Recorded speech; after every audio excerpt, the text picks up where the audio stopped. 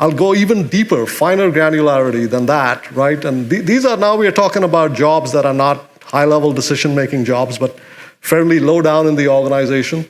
We have a person in my organization who is responsible for classifying whether our clients are government-owned entities.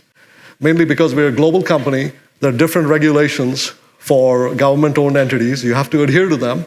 Extremely important call to make whether or not a client is a globally owned entity. And this is something that today has, input is solicited. There's my area, there's the legal department that has their own view of what a government-owned entity should be, obviously a more restrictive one. We have the sales side.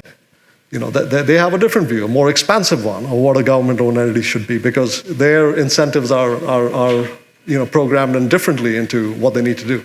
So complicated, a lot of people discussing, escalating, and so forth. Eventually, the decision is made.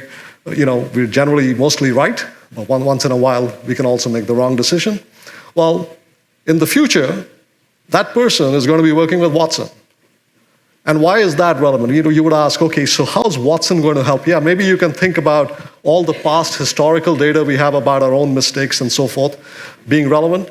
But what's actually much more relevant is the external, unstructured data that pertains to that. So news releases, press releases, competitive descriptions.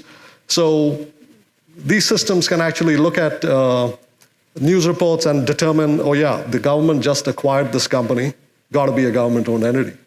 Previously, not possible in the past, unless somebody actually read it, they would have to Google and then go off and make that determination. Obviously, not a very comprehensive process. You're reliant on the person themselves as to how thorough a good job they do, but that's not their real job. So you kind of see the data explosion play in that. These systems can also pick up very subtle things. They can pick up, they can pick up a report like the founder of this company just been appointed to a high-ranking government committee.